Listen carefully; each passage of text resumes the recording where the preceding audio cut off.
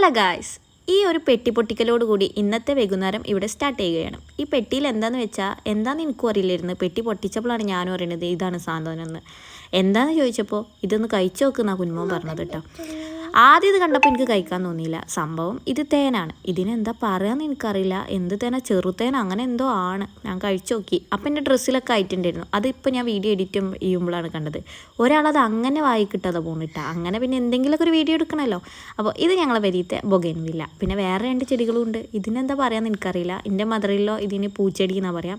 പിന്നെ അതാ അല്ലുമോൻ്റെ baking class ഉണ്ട് കേട്ടോ. ഇന്ന് ചോക്ലേറ്റിൻ്റെ കേക്കാണ്. നല്ല ഉഷാറായിട്ട് ആൾ ഉണ്ടാക്കിയാണ്. പിന്നെ ഇത് ഞങ്ങളെ വരിയിൽ ഉണ്ടാക്കിയ മാങ്ങ. ഞാൻ അതിപ്പോൾ എന്തിനാണ് വീഡിയോ എടുത്ത് വെച്ചാൽ എനിക്കും അറിയില്ല. എന്തെങ്കിലുമൊക്കെ എനിക്ക് വീഡിയോ ഇടണമല്ലോ, ഞാൻ നേരത്തെ തന്നെ പറഞ്ഞ പോലെ. പിന്നെ കുഞ്ഞുമോനിതാ ഈ ചുറ്റട്ടത്തുള്ളതൊന്നും ആളറിയണില്ല, ഫുള്ള് ഫോണിലാണ്.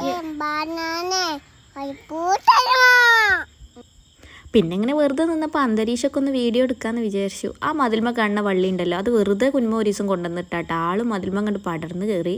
ഇതാണ് പിങ്കുവിൻ്റെ സ്ഥാനം ഇപ്പോൾ കുറച്ചായിട്ട് ഇവിടെയാണ്. അതിനൊരു പ്രധാന കാരണമുണ്ട്. ഈ വക സാധനങ്ങൾ പെരൻ്റെ ഉള്ളിൽ വെച്ചാൽ പെരൻ്റെ ഉള്ളിൽ ബർക്കത്ത് ഉണ്ടാവില്ല എന്ന് പറഞ്ഞ് മിസ്റ്റർ മദറിലോ അതിനെ അങ്ങോട്ട് കൊണ്ടാക്കിയിട്ട പാവം.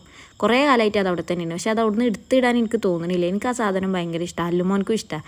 ഞങ്ങൾ രണ്ടാളും അതിനിട്ട പേരാണ് കേട്ടോ പിങ്കുന്ന്.